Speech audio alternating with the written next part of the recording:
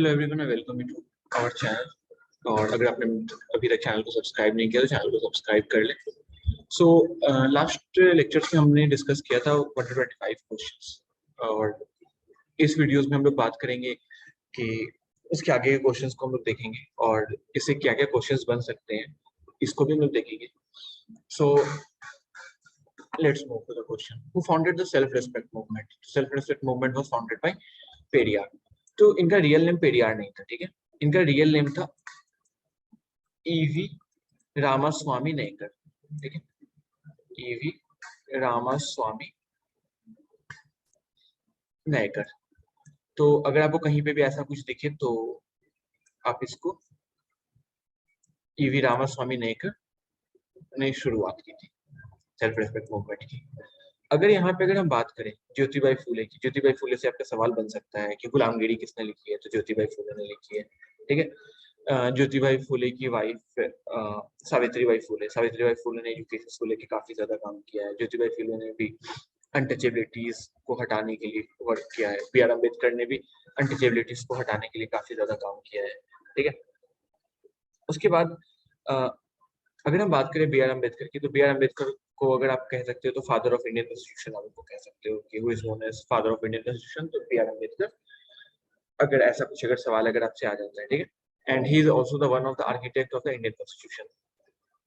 Who are the following was the founder of Khudai Khidmatgar movement? तो खुदाई खिदमतगार movements के founder कौन थे?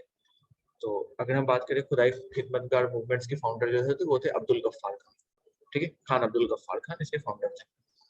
इनका फुल नेम खान अब्दुल गफ्फार खान था। अगर यहाँ से अगर कुछ सवाल बनता है, क्या सवाल बन सकता है, तो जैसे कि मौलाना आजाद, ठीक है। तो मौलाना आजाद कौन थे? First education minister, who is the first education minister of independent India, तो मौलाना अबुल कलाम आजाद, ठीक है। The government of India act 1919 clearly defines the, तो गवर्नमेंट ऑफ इंडिया 1919 में और क्या हुआ? 1919 में आपका रोलेट एक्ट भी हुआ था, तो अब इसको ऐसे याद कर सकते हो, रोलेट एक्ट हुआ था 1919 में, ठीक है। और इसी टाइम पे आपका मॉन्टेग्यू चेम्सफोर्ड रिफॉर्म भी हुआ था, जिसको हम लोग मॉन्टफोर्ड रिफॉर्म भी कहते हैं। Montford reform, Montagu Chelmsford reform, ठीक है। और तो इसमें हुआ क्या था? तो इसमें मेनली बात की गई थी कि jurisdiction of the central and the provincial government, ठीक है, ऑप्शन सी कि। उसके बाद अगर हम नेक्स्ट क्वेश्चन की तरफ चलें, Rabindranath Tagore gave up the knighthoods because of. ये क्वेश्चंस पूछ ही लेता है, ठीक है, मोस्ट ऑफ द टाइम्स, कि रविन्द्रनाथ टैगोर ने क्यों नाइटहुड्स को अपनी छोड़ दी थी, ठीक है। तो इन्होंने क्यों छोड़ी थी? तो क्योंकि इस टाइम पे जालियांवाला बाग ट्रेजेडी हुई थी, तो जालियांवाला बाग ट्रेजेडी होने की वजह से इन्होंने नाइटहुड्स को अपने छोड़ दिया था। The opium war fought between, opium war किसके किसके बीच फाइट हुआ था? तो आपको पता है कि ओपियम की लत जो है वो चाइना वालों को काफी ज्यादा लगा दी गई थी, ठीक है। तो चाइना वाले को किसने लगाया था? तो ब्रिटेन वाले लगाया था। तो ब्रिटेन और चाइना वाले, यानी कि Britain and China, opium war was the sole representative of the Congress in the second round table conference। तो आपको पता है कि 3 राउंड टेबल कॉन्फ्रेंस हुई थी। फर्स्ट राउंड टेबल कॉन्फ्रेंस कब हुई थी? तो 1930 में हुई थी। सेकंड कब हुई थी? 1931 में। एंड थर्ड कब हुई थी? 1932 में। और इसमें जो है तीनों में किसने पार्टिसिपेट किया था? तो बी आर अम्बेडकर ने तीनों राउंड टेबल कॉन्फ्रेंस में पार्टिसिपेट किया था। ये क्वेश्चंस पूछ लेता है, मोस्ट ऑफ द टाइम पूछता है। अब ये कह रहा है कि who is the sole representative of the Congress in second round table conference. तो सेकंड राउंड टेबल कॉन्फ्रेंस में वो जो अटेंड किया गया था वो महात्मा गांधी के द्वारा अटेंड किया गया था। महात्मा गांधी कांग्रेस की लीडरशिप कर रहे थे और उन्होंने इसको अटेंड किया था। What proposal was made in the August offer, ठीक है। अगस्त ऑफर, इसमें हम लोग डोमिनियन स्टेटस की हम लोग बात करते हैं कि हाँ हमें डोमिनियन स्टेटस दे दिया जाएगा। और तो अगस्त ऑफर इसी चीज के लिए मिल गया था। तो इसी के बाद आपका यहाँ पे वर्ल्ड वॉर 2 आपका चल ही रहा था 1939 से 44 के बीच टाइम पीरियड्स पे, ठीक है। तो यहाँ पे वही कहा गया था कि आपको डोमिनियन स्टेटस प्रोवाइड कर दिया जाएगा। तो प्रपोजल ये था अगस्त ऑफर में, जो कि 1940 में आया था, तो उसमें डोमिनियन स्टेटस की बात की गई थी, ठीक है। Who was not a member of the cabinet mission which arrived in Delhi in 1946, ठीक है। तो आपको तो इसमें पहले कैबिनेट मिशन में मेंबर्स कितने थे? तो यहाँ पे कितने? 3 मेंबर्स आपके इंपॉर्टेंट है, ठीक है। कौन कौन? देख रहे सर स्टेफोर्ड क्रिप्स हो गए, ठीक है, ये हुआ करते थे। और पेट्रिक लॉरेंस थे, एबी अलेक्जेंडर थे। तो कौन मेंबर्स नहीं थे? लॉर्ड माउंटबेटन इसके मेंबर नहीं थे, लॉर्ड माउंटबेटन बाद में आते हैं और इसी बार इन्होंने माउंटबेटन प्लान आता है। अब माउंटबेटन प्लान में क्या होता है कि कहा जाता है कि इंडिया और पाकिस्तान की ये लाइंस वगैरह होंगी, एक लाइन खींच दी जाती है, तो ऐसा कुछ होता है। उसके बाद अगर हम बात करें, which calamity of the colonial India was regarded as a man-made famine? तो कॉलोनियल कौन सी कैलेमिटीज जो थी इंडिया की उसको हम रिगार्ड करते हैं मैन-मेड फैमाइन के तौर पे। तो जो बंगाल फैमाइन आया था 1943 में उसको हम लोग कहते हैं मैन-मेड फैमाइन, ठीक है, मतलब कि इंसान के द्वारा खुद लाया गया था, ठीक है। अगर गुंटूर फैमाइन की बात किया जाए तो गुंटूर फैमाइन कहाँ आया था? तो गुंटूर फैमाइन जो आया था ये आया था मद्रास प्रेसिडेंसी में, ठीक है, मद्रास प्रेसिडेंसी में। और अगर उड़ीसा फैमाइन की अगर हम बात करें तो उड़ीसा फैमाइन कौन से ईयर में आया था? 1866 में आया था, ठीक है। और इसी को ना अंका फैमाइन भी कहा जाता है, ठीक है, ना अंका फैमाइन।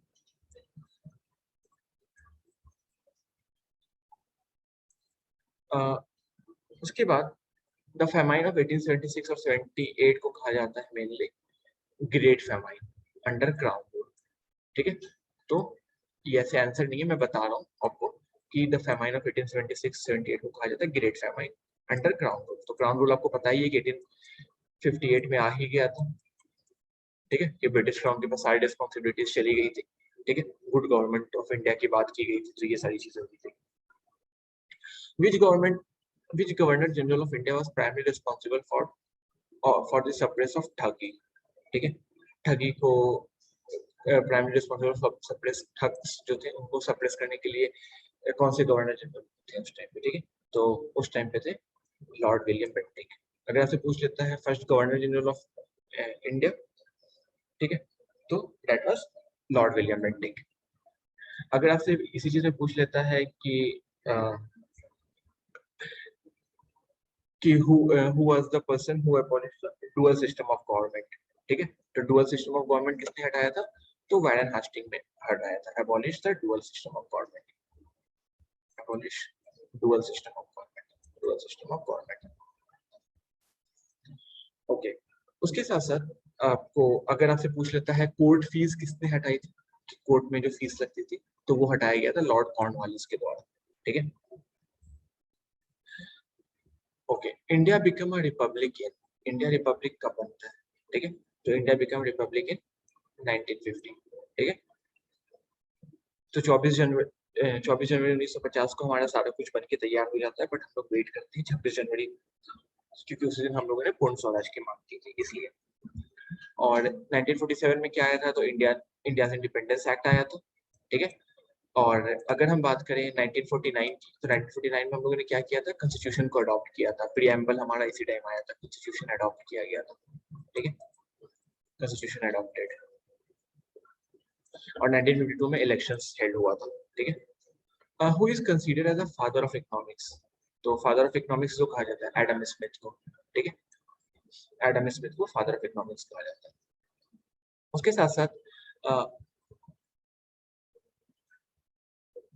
तो और कार्ल मार्क्स की अगर हम बात करें तो कैपिटलिज्म और कम्युनिज्म का फादर आप इसको कह सकते हो, फादर ऑफ कैपिटलिज्म और कम्युनिज्म। जेम्स मिल की बात करें तो फादर ऑफ फिलोसफी आप इनको कह सकते हो, ठीक है, फिलोसफी, ठीक है। तो कार्ल मार्क्स का क्या हो गया? Capitalism and communism. And father of author अगर हम कहें विलियम कूपर कौन है? तो ये ऑथर, ओके। उसके बाद the second 5 year plan was introduced year, ठीक है। तो सबसे सिंपल सी चीज है कि आपको इतना पता होना चाहिए कि फर्स्ट 5 ईयर प्लान कब आएगा। तो फर्स्ट 5 ईयर प्लान आया था 1951 में, ठीक है, जिसमें हम लोगों ने एग्रीकल्चर की बात की थी, ठीक है। और सेकंड 5 ईयर प्लान कब आया था?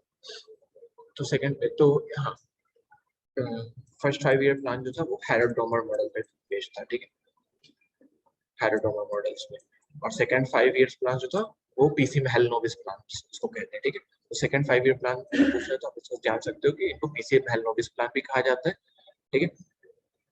और ये कब आया? तो 1956 से 5 से 5 साल तक चला, तो 1956 तक। और सेकंड 5 ईयर प्लान कब आया? 1956 में। तो आपको एक चीज आपको ध्यान रखनी है एग्जाम में, 5 ईयर प्लान को तो आपको देख के जाना है कि कौन किस टाइम से किस टाइम तक कौन कौन सा 5 ईयर प्लान हुआ है, क्योंकि इससे आपके सवाल रहते ही है। ठीक है, ओके 1952 में मैंने आपको बता ही दिया है, इलेक्शंस हुआ था, जवाहरलाल नेहरू जीत जाते हैं और ये हमारे देश के पहले प्रधानमंत्री बनते हैं। ठीक है, 1954 में क्या होता है, 1954 में पंचशील ट्रीटी साइन की जाती है। ठीक है, पंचशील ट्रीटी साइन की जाती है। ठीक है, तो आपको पता होना चाहिए कि पंचशील ट्रीटी कब साइन की जाती है, तो 1954 में। अच्छा, पंचशील ट्रीटी किसके किसके बीच में साइन की जाती है, तो इंडिया और चाइना के बीच में साइन की जाती है। ठीक है, उसके बाद अगर 1958 की अगर हम बात करें तो नासा कब स्टैब्लिश किया गया था, तो 1958 में स्टैब्लिश किया गया था। आपके एग्जाम पर्सपेक्टिव से ये इंपॉर्टेंट है कि नासा कब स्टैब्लिश किया गया था, 1958 में स्टैब्लिश किया गया था। उसके बाद हुआ the founder of All India Trade Union Congress, AITUC, All India Trade Union Congress. तो All India Trade Union Congress किसके द्वारा स्टैब्लिश किया गया था, तो फाउंडर कौन थे, तो NM जोशी इसके फाउंडर थे। ठीक है, और गोपाल हरि देशमुख की अगर हम बात करें तो गोपाल हरि देशमुख क्या था, तो गोपाल हरि देशमुख का जो पेन नेम था वो था लोकितवाड़ी। आपके एग्जामिनेशन में पूछ सकता है लोकितवाड़ी किसका पेन नेम था, तो लोकितवाड़ी जो था वो पेन नेम था गोपाल हरि देशमुख का। ठीक है, ओके, आपसे ये भी पूछ सकता है सत्यशोधक समाज के फाउंडर कौन थे, तो सत्यशोधक समाज के फाउंडर जो थे वो ज्योतिभाई फूले थे। सत्यशोधक समाज के जो फाउंडर थे वो ज्योतिबाई फूले थे। और CR दास की अगर हम बात करें, CR दास से अगर बात आती है, CR दास जब भी बात आता है तो आपके दिमाग में एक चीज आती है, दैट इज स्वराज पार्टी। तो स्वराज पार्टी किसके द्वारा फाउंड की गई थी, CR दास के द्वारा और मोतीलाल नेहरू के द्वारा। मोतीलाल नेहरू कौन थे, तो Motilal Nehru was the father of Pandit Jawaharlal Nehru. Where was the first British factory in India setup, British factory जो इंडिया में है वो पहली सेटअप कहाँ की गई थी। ठीक है, where was the first British factory in India setup. ठीक है, तो ब्रिटिश फैक्ट्री जो पहली जो थी वो कहाँ सेटअप की गई थी, मसूलीपट्टनम में सेटअप की गई थी। ठीक है, और अगर यही पूछ लेता है फर्स्ट परमानेंट फैक्ट्री कहाँ सेटअप किया गया था, तो परमानेंट फैक्ट्री सूरत में सेटअप किया गया था। फर्स्ट परमानेंट फैक्ट्री जो थी वो सूरत में सेटअप की गई थी।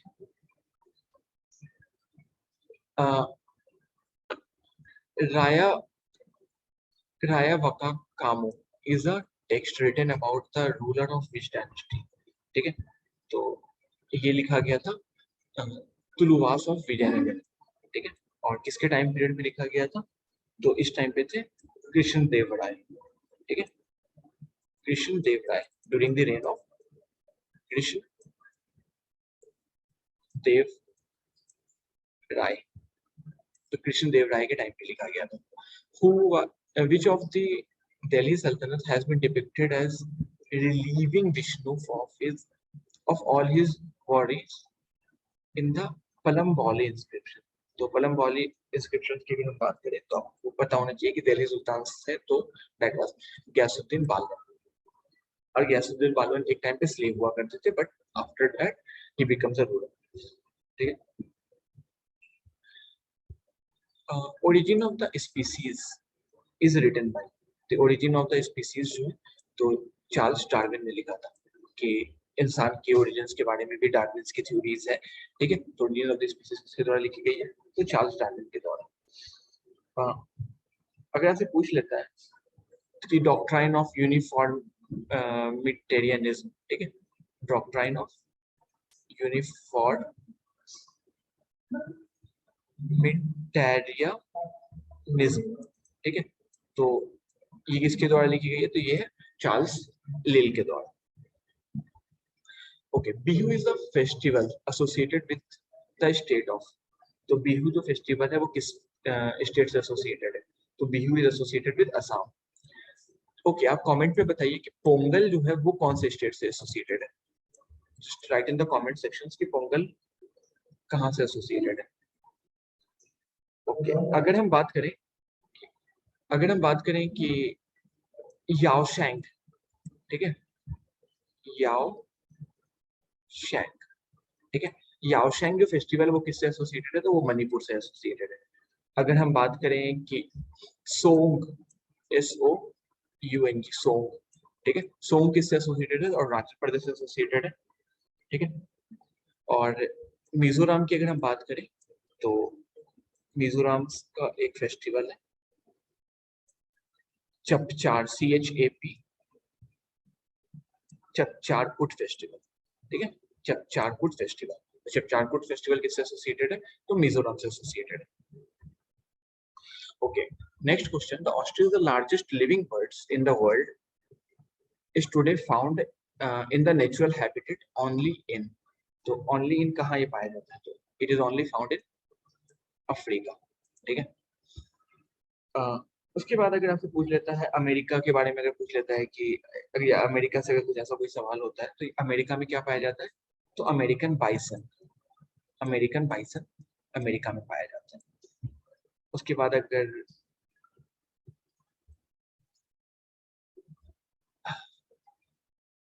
एशिया अगर आपसे पूछ लेता है तो एशिया में आप ऐसे कह सकते हो कि सन बियर्स हैं, ठीक है, क्लाउडेड लेपर्ड हैं, ड्रैको लेजार्ड हैं, ठीक है, क्लाउडेड लेपर्ड हो गया। Who point the phrase Neolithic revolution, ठीक है। तो न्यूलिथिक रेवोल्यूशन जो है ये किसके द्वारा पॉइंट किया गया था, ये पॉइंट किया गया था वी गार्डन चिल्डे के द्वारा, ठीक है। The ash found from the Deccan, कहां से, डेक्कन से, ठीक है, represent the site where remnant of the settlement of the Neolithic cattle keepers, ठीक है, 47 का सी होगा। उसके बाद अगर हम बात करें at what Harappan site terracotta model of plough is found, तो प्लॉ कहाँ पाया गया था, तो प्लॉ पाया गया था बनावली में, ठीक है। और बनावली को डिस्कवर किसके द्वारा किया गया था, आपसे ये अगर पूछ लेता है तो RS बिष्ट के द्वारा किया गया था, RS बिष्ट के द्वारा बनावली को फाउंड किया गया था, या डिस्कवर किया गया था कह सकते हो, ठीक है। फाउंड तो नहीं, डिस्कवर किया गया था। लोथल किसके द्वारा डिस्कवर किया गया था, SR राव के द्वारा, SR राव के द्वारा। ओके, दो चीज आपको कमेंट में बताना है कि हड़प्पा किसके द्वारा फाउंड किया गया था और मोहनजोदारो किसके द्वारा फाउंड किया गया था, ये एग्जामिनेशन में पूछा जा सकता है। Which of the following metal was or were not used by the Harappans, कि कौन सा मेटल जो है वो यूज नहीं किया जाता था, तो हड़प्पन्स को आयरन और टिन्स के बारे में कुछ भी नहीं पता था, ठीक है। तो हड़प्पा के द्वारा ये नहीं यूज किया जाता। Which of the following Brahmana text belong to the Rigveda, तो ऋग्वेद से कौन सा ब्रह्मा टेक्स्ट बिलोंग करता है, तो दैट इज आत्रेय ब्रह्मा, ठीक है। और अगर सतपथ ब्राह्मण की अगर हम बात करें तो सतपथ ब्राह्मण कहाँ से बिलोंग करता है, तो सतपथ ब्राह्मण यजुर्वेद से बिलोंग करता है, ठीक है, यजुर्वेद से बिलोंग करता है। और अगर गोपाथा ब्रह्मा की अगर हम बात करें तो गोपाथा ब्रह्मा किससे बिलोंग करता है, it belongs to Atharvaveda, Atharvaveda. और अगर तैत्तिरीय ब्रह्मा की बात करें तो तैत्तिरीय ब्रह्मा किससे बिलोंग करता है, तो it belongs to Yajurveda also. So इस वीडियो के लिए इतना ही, हम लोग मिलते हैं अगली वीडियो में। अगली वीडियो में हम लोग इसके आगे की सेक्शंस को देखेंगे, और ये वीडियोस काफी ज्यादा इंपॉर्टेंट है आपके एग्जाम पर्सपेक्टिव से, CU8 के लिए भी, और साथ ही साथ आपकी अगर आप BA की किसी भी यूनिवर्सिटीज का प्रिपरेशन कर रहे हैं या अगर आप GS GK और जनरल अवेयरनेस का सेक्शन सब कहीं भी आप चेकआउट कर रहे हो तो आप इस वीडियो को फॉलो कर सकते हो, और ये वीडियोस आपके काफी ज्यादा एग्जाम में हेल्पफुल रहेगा। सो मिलते हैं हम लोग अगली वीडियो में। अगर आपने चैनल को सब्सक्राइब नहीं किया तो चैनल को सब्सक्राइब कर लें और दोस्तों के साथ शेयर करना ना भूलें।